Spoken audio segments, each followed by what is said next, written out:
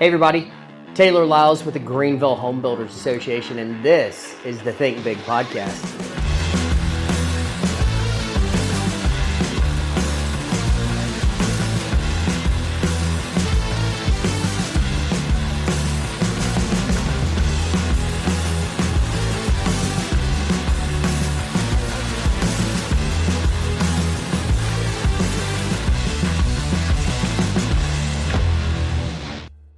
Good morning and welcome to the Think Big podcast. I am Taylor Lyles, your Chief Executive Officer of the Home Builders Association and your lovely host for today. I am here with one of our great members, G3 Engineering and Surveying. Robby is here to be one of the victims of the Think Big podcast, and we're excited.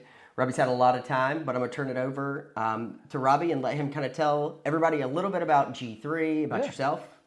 Well, I'm a surveyor. I've been in the surveying business for 35 years. I actually cut my teeth in surveying in the Greenville area and then moved to the coast and had a business there for 35 years. I sold my business and I've been really good friends with these owners at G3 for some time, and they had a need for a surveyor up here in the Greenville office, and so they called and the timing was right, and I was not quite ready to retire, so I came up and I'm their professional surveyor for their office here. G3 is a fully capable civil engineering and surveying company. They work on a lot of land developments, residential, commercial, industrial, and they started in Pawleys Island, I don't know, 9-10 years ago, and they have an office in Myrtle Beach, and they've had this office here for 6 or 7 years. Yeah. And getting ready to open one in Wilmington, North Carolina. Fantastic. So they're all over the place. Yeah. Growth is in the key. It is. So that's a great opportunity to kind of segue into some of the topics that we want to talk about. Growth. Yeah. G3 is growing. The Greenville market has been exploding. What are y'all seeing? Some change? How are y'all addressing that? We've really hired a lot of folks. We've got a lot of capability in engineering and surveying. I'd like to talk more about surveying because that's what I do. But I know we've ramped up our surveying department here, and we're capable of handling a lot of work.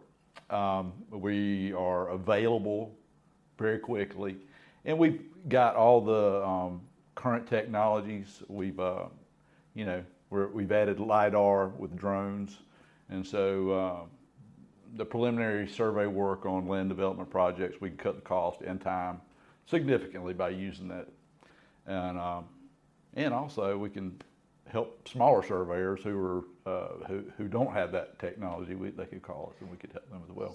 So looking at the technology, you've been in this, you said 35 years. Mm-hmm. So technology has taken a big change over that 35 years from a transit and tape. Yes, a little bit. Slightly. When I started, we had just started using equipment with that had built-in distance measuring, devices up. A lot of people were still pulling chains and all then. And then, but we've added, when I started, you had a fully capable total station that had the EDM built into it, so you could measure distances with a prism and an infrared beam. And that's been the technology for a long time. Yeah. They were just coming along with GPS, and GPS was, first of all, very expensive when we started. And now it's become more reasonable, and the capabilities of GPS have really, it's crazy how improved it is. You can tell by, when you're on your phone and you use your GPS navigation, how close you can get to an intersection before when it tells you to turn. You're right there. It's accurate. And so with the survey grade GPS, everything's much more accurate, and where the equipment we use, we used to not be able to use it in the woods because of the tree canopy and all.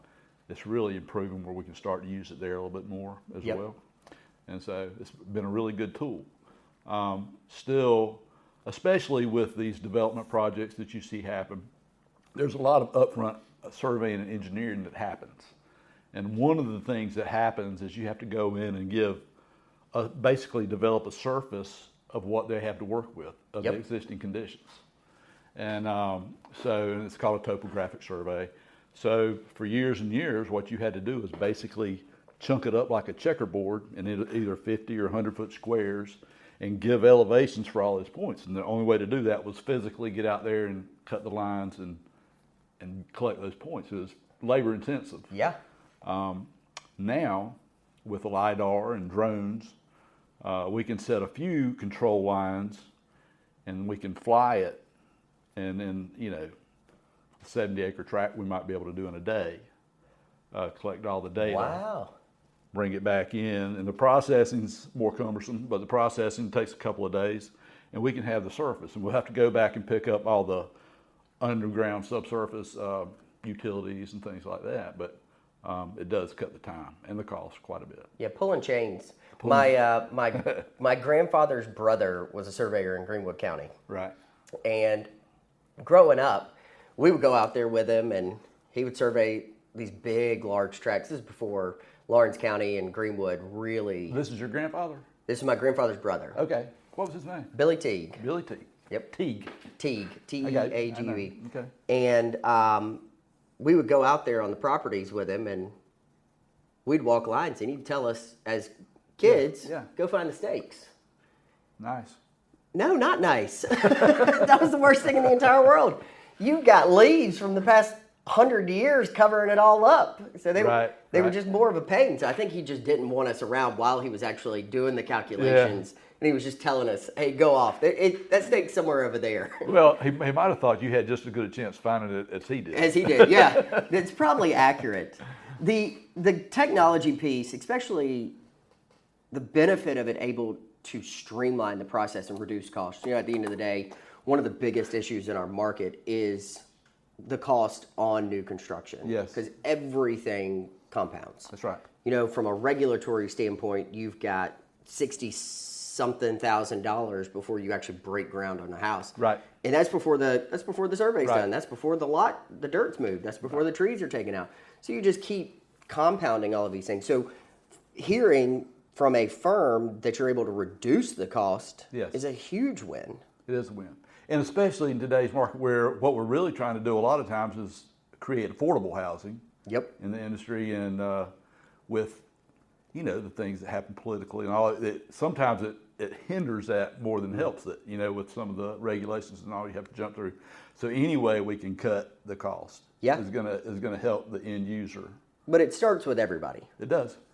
And it also starts with municipalities understanding that it starts with everybody. Absolutely. And a lot of them do. I know that there's a lot of things going on politically that affect the builders and things right now. And hopefully that's just going to kind of ebb and flow, and we'll get back into good business very soon. Yeah. I was listening to National NAHB puts out weekly kind of excerpts from their podcast. And the topic was, is the starter home dead?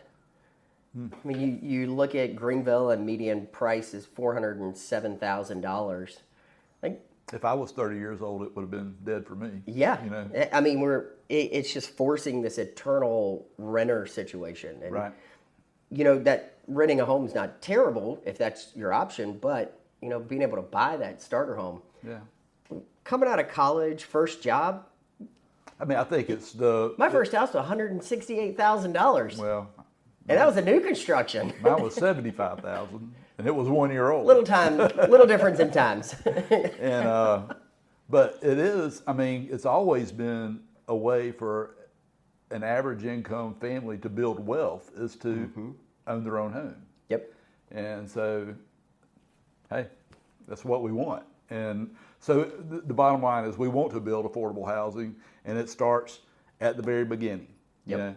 It starts at the price of getting all your preliminary engineering done, and anywhere we can cut costs, we want to do that. Yeah. And it starts with the municipalities by creating an environment where you can actually build an affordable home.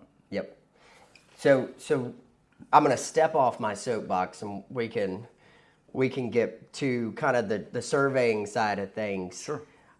Because that conversation we can dive deep into a rabbit hole with. Absolutely. And you know, I want people to learn about you. I want people to learn about G3. Yes.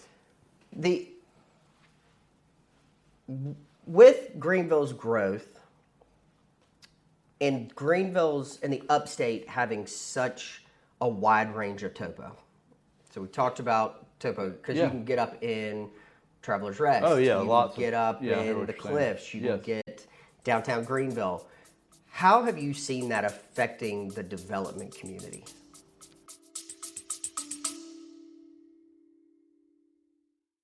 Let's get real for a second. Are you dumping money into marketing but barely seeing any results? Go Digital can help. Using their marketing matrix, they zero in on your target audience and engage them where it matters the most. Go Digital acts as your full-service marketing team, saving you the hassle and cost of building an entire in-house team or trusting random gurus you found on the internet. It is also important to note that they don't just serve home service businesses. They own one. They've been in your shoes. They know what works because they've lived it. Wondering why I know so much about them? It's because I've been a client for them over a year, and I couldn't be happier with the results. So if you're ready to start winning more leads for less, hit the link in the show notes and schedule a free 20-minute consultation today.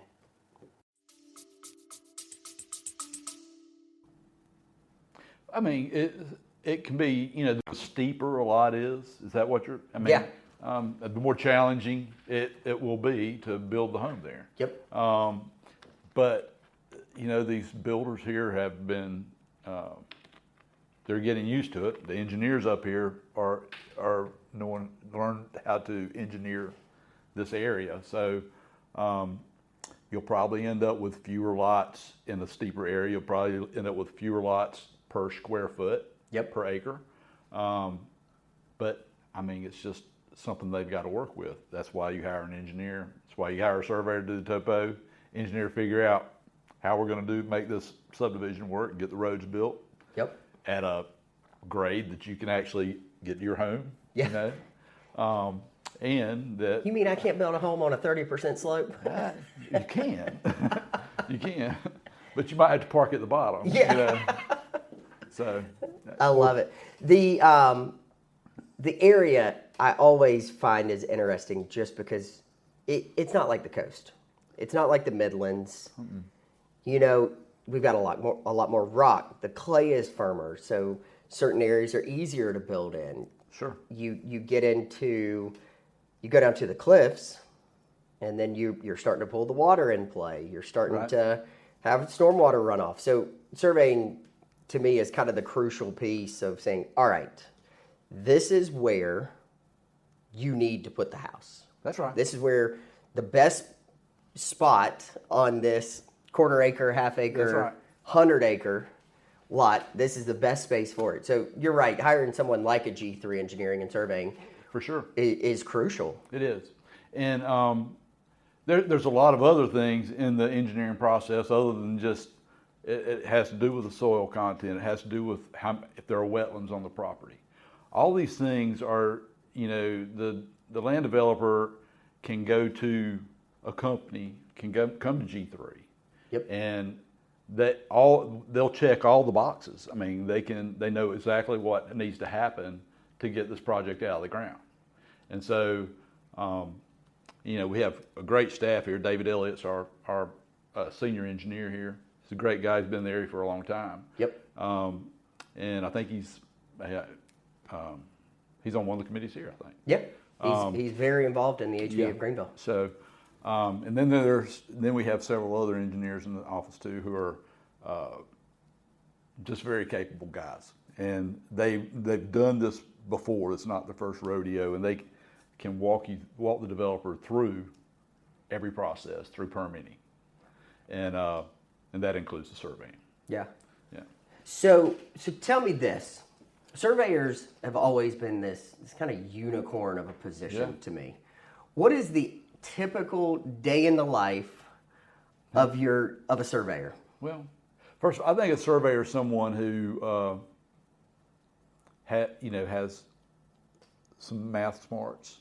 Yep. Maybe a little common sense. You mean they can count? They can count, but they might not necessarily want to sit behind a desk all day. Yep. You know, and so surveyors have always been able to use the technology at hand to get out and do, you know, measure property boundaries. That's what the whole original part was, you know, and it's something that really anybody with good geometry skills could figure out what's going on, you know. Yeah. But everybody don't want to do it. First of all, everybody don't want to be outside in the elements. Yep. You know? And so you have to be somebody who likes to do that kind of thing. Yeah. You know, when you become 60 years old after surveying your whole life, you know, maybe those opportunities to get out in the field aren't. You don't get those as often as you once did, and probably for good reason. Yeah. Because you know these kids that come on now are so much more able to get out and do the work than I am. You know, and so that's why we have a young smart staff at G3. They love the work. They love the technology.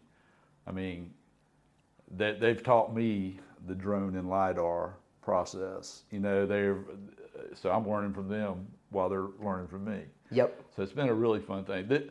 But really, if you like to be outside, if you like to use your mind a little bit and be inquisitive, I think surveying's a great profession. And you know, when I started, entry-level surveyors it was hard to make a living wage as an entry-level surveyor. Yeah. Now, not so much. Now it's, you know, the entry-level price, salaries are going up rapidly. Yep. And it's a good profession again to be in. Yeah. It's more difficult to get your license than it once was. I mean, you definitely have to have a 4-year college degree in South Carolina, plus additional credits from usually a Greenville Tech or a Tri-County Tech or somewhere like that, like 12 more hours of work after you get your 4-year degree. I don't think I realized that. And then you have to have some time working for a professional surveyor. Before you can go out on your own. Before you can. Or work for before you can, and then you have to pass the test. And yeah. There's test. been years in South Carolina where less than 10 new surveyors got their license that year. Really? There's been low years. Yeah. So would you say the surveying community is in need of more surveyors? Yeah, for sure. Yep. Yes. So it kind of in that same concept of, I don't mean this negatively, but we're seeing a lot of our trades in an aging out. Yeah, situation. I think that is the case. Yep. I think it's really hard to find a licensed surveyor to do. I mean, they found me to take this job here when another surveyor went out on his own. I have already done the whole business thing, and so I was really thinking I was going to retire, but I mean, I've known these guys for a long time. They're really good friends, and it's actually been a tremendous blessing to be able to, at this point in my life, be able to start something new and get excited about something. Yep. And so it's been really cool. It's Yeah. been a cool thing for me. That's fantastic. I love it. So what are some of the challenges that you foresee specifically pertaining to the Upstate from a development side? What are some of those challenges, surveying, engineering, from the civil side? What are some of the challenges you're seeing for developers and builders? Currently, the challenges I'm seeing seems to be maybe the municipalities stepping in and being afraid of what's happening, and you know, trying to throw the baby out with the bathwater sometimes by overstepping, and that's just an opinion of mine. I mean, I don't claim to be well informed on the politics of Greenville County or Spartanburg County or Anderson County, but just from what I've been around, I've heard the M word a lot, and that's not something I've heard a lot in my career. So that's an obstacle that's going to have to be overcome. Yeah, I think, and I'll say it, the M word he's referring to is moratoriums. Mm-hmm. And I think the biggest issue, and I can say it just because I'm in this position, I think the biggest issue is you have 10% of the people yelling the loudest and council and elected officials think it's 100% of the voice. Yep. But I think you're exactly right. I think there is this fear of, we have 28 people moving here a week. Yeah. We have everybody, I shouldn't say everybody, a large majority want to live in the Upstate. Right. Because we have everything for them. You've got 4 seasons. Sometimes we get 4 seasons in one day. Today we will have 4 seasons. Yeah. 60s in the morning, 88 in the afternoon. I mean, it's perfect. It is perfect. You get close to winter when you get into October. So I think there's a lot of fear on keeping, and I've heard it a lot more lately, keeping Greenville green. And I think that the word moratorium is used because that's the only way that they think that they can control it. Oh, we've got to stop everything. Yeah. You know, from our standpoint, and it's a cliche statement, if you're not growing, you're dying. That's right. I don't think that's 100% accurate in every situation. I think that there are some thriving communities across the country that aren't seeing the amount of growth. Yeah. But there will be a certain point where that does start to have a negative impact on your community, on your area, on your region. Do I think we need to grow, quote, smart? And I did do quotes for those who aren't watching. I do think that there's a smart growth concept, but I think to some of the municipality standpoint, we'll use cluster ordinance for an example. You know, I've got 63 acres. Mm-hmm. Majority of that land is not going to be disturbed because we want to keep it open space. Sure. We want to keep 20 to 30% open space. Mm-hmm. In a development side, it's perfect. But from a perception standpoint, elected officials think that the system's getting manipulated because they're getting more density, just because the houses are closer together, or they have vinyl siding in their 3-bedroom, 2 baths, entry-level homes. Sure. They don't like that look. So I think from our standpoint, and I'll chime in on this one pretty heavily, I think that's one big issue in our market is we may not like the way something looks, right? But we also have to keep in mind that that's affordable or attainable for someone. Sure. You know, those 0 lot lines or your 1,800 square foot, 3-bedroom, 2-bath home that's should be $220,000, $250,000. That's where we need homes. That's right. We've got people that are coming in paying cash for $5, $6, $7, $8 million homes. There's a market for that. Yes. But there's also a missing market for our teachers, our police officers, our firefighters, anybody working at a restaurant, a convenience store. They have to have somewhere to live too. I mean, a recent person we hired is he's living in Travelers Rest right now.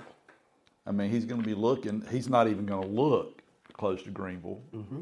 You know, our office is at 900 East North Street, right there, right in the heart of downtown. And so but he's going to be living in Fountain Inn, maybe possibly even Lawrence County, and driving in. You know, just because that's what he can do. You know.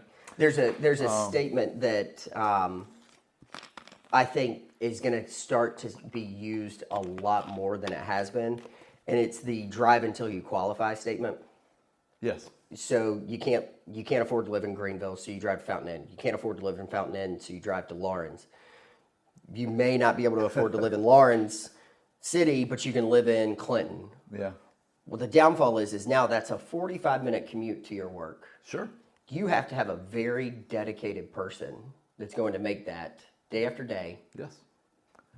Without trying to find a job somewhere closer. Without trying to find a job in Clinton or Fountain Inn or Lawrence. Right.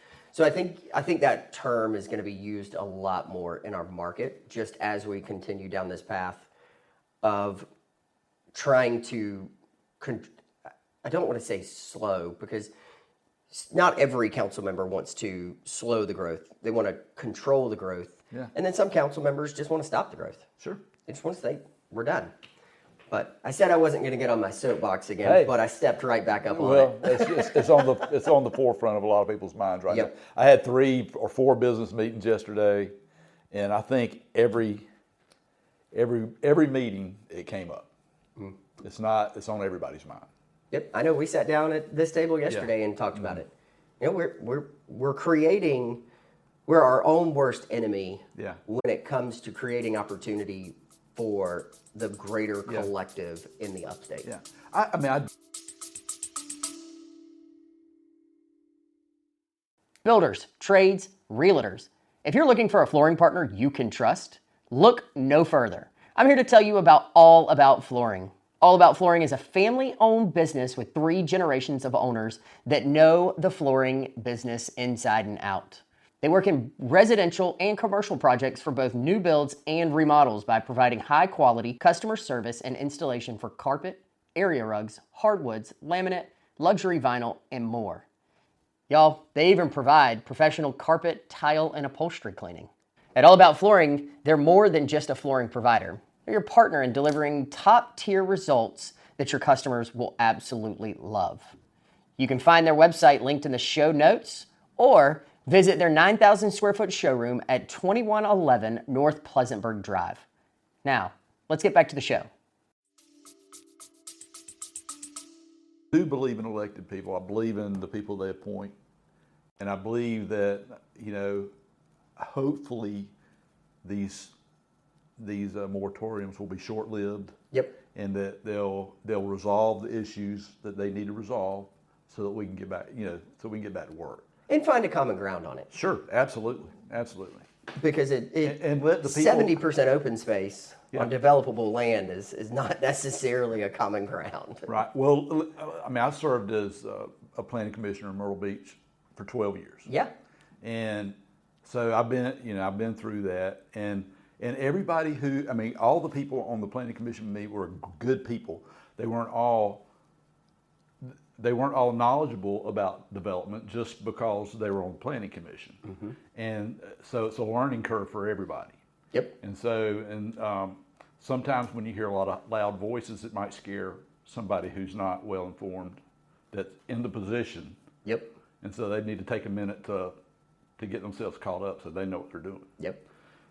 Hopefully that's what's happening, and it'll happen quickly. Yeah, and I think the NIMBYs, and NIMBY's not in my backyard. Yeah.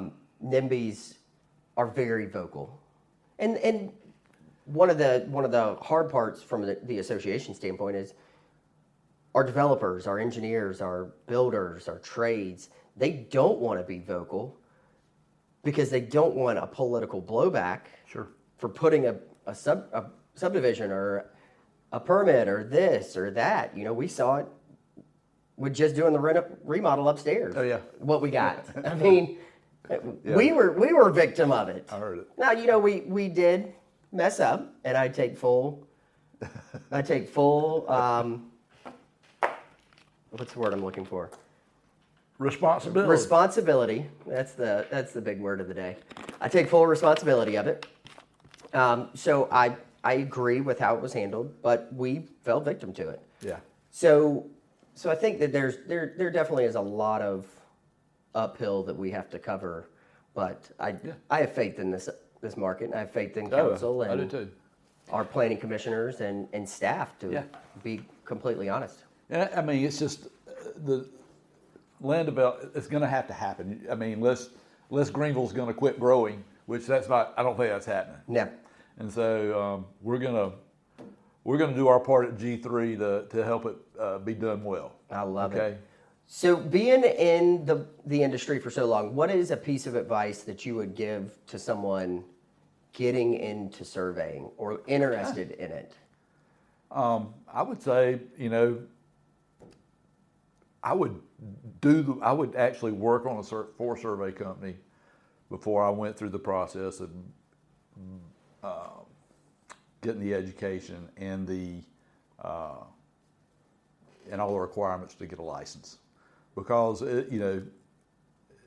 I'd hate for you to go through all the education and decide I don't like this, So 3.5 years in. There's a lot of ways, and when you're in college, you can work summer jobs for a surveyor. That's what I did, and then you can, if you're newly out in the job market and you want to just try it out, it's a good little job. I mean, you can work plenty of hours. Just know you're going to be outside in the elements and the bugs and whatever else you come across. Yep. But that's really, it's just a fear to overcome if you have that fear, because it's really in your head. It's in people's heads. It's not bad. The heat in the summer is the worst part of the job. Yeah. To me. But now they got side-by-sides that you can take through fields in the woods. Sure, absolutely. And you got drones. They got AC. Now you got drones you can fly with LiDAR, and you don't have to do all that. Yeah, you sit in your truck. Let them pick up all the data. I love it. So kind of tying into that, does G3 have opportunities for internships or? Absolutely. Okay. I mean, they had two, in this office, we had two interns from Clemson just until recently. So they definitely worked with the internships. We haven't done that in the surveying department, but we're open to it. Okay. And we're always looking for good people at G3 in surveying and engineering. I think on our website you can always put in an application. You will get somebody will talk to you, and we will put you through the process. Perfect. Play on what I was going to ask you next. Okay. So builders, developers, looking for services. From what I understand, you have one incredibly user-friendly website. It is. From an online portal. Tell me a little bit more about that. Well, you go to our website. I think that information will be added to this podcast in the end. Yep. You go to our website. If you're looking to have a survey done, you go in there, you fill out the work. I will get the email if it's in Greenville. I will get a notice the next morning that you gave me, or whenever you send it, that I've got an email. I'll read through it, figure out what we need. It's nice if you leave your phone number, because I like to talk to the person and make sure I know really why they're having a survey done. But if you want that website, if you want a job, if you need some work done, you need engineering work done, it's a great place to start. I love it. Okay. So as we start to wrap up, we got a couple of fun questions. All right. And they're surveying specific. Okay. So what is the most unusual or surprising thing you've ever found or discovered while you're out on a survey? Yeah. Well, I'm just off the top of my head, it's happened to me twice. One time, I was actually working in the Upstate as a young man. We had surveyed a boundary, and when we did that, we chopped the property lines, and it was pretty thick, so there was branches all over the place. And my boss at the time asked me to go out and lead the property owners around the property. And so I was not the one who did all the boundaries, so I got out there a little bit early, was going to walk around the property and make sure I was familiar before I showed the client or the property owner. And as I was doing that, I stepped on a pile of these branches, and there was a horrible squeal, and out came a newborn fawn.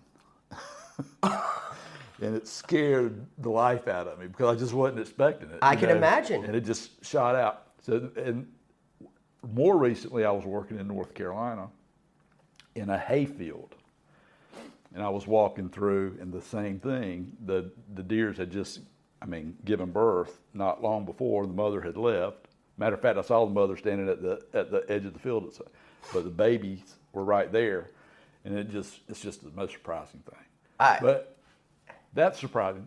Anytime you see a snake, it kind of, if you don't expect to see it. You know.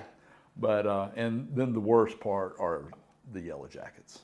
Oh yeah. Yeah, I didn't think about that. Yeah, being out in the woods. And sometimes you find things being grown out in the woods that shouldn't be grown, that aren't legal yet. That's happened. Oh, that's too funny. Yeah, so I don't think we're going to show this on the survey. we're gonna exclude this little plot. Yeah. I love it. So, more challenging question: managing field crews in July heat, Yeah.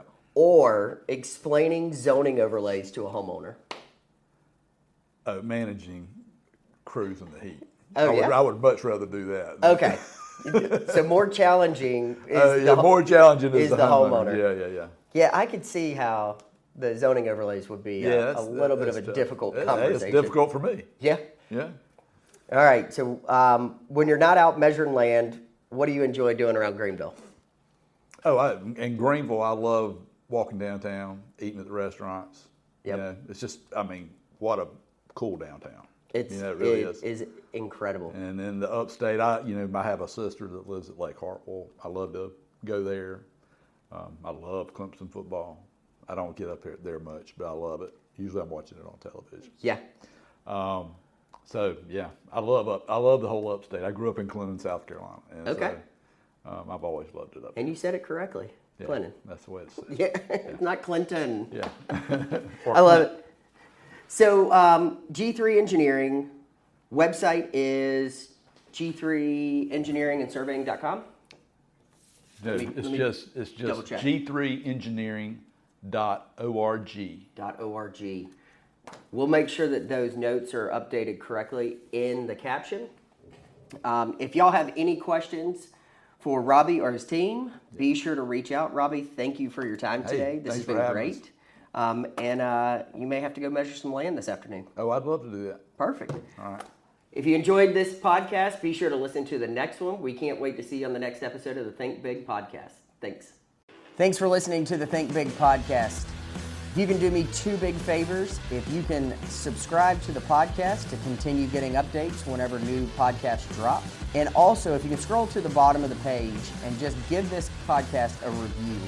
We want to continue pushing it out to more people, sharing what we're talking about, and educating more people in the building industry.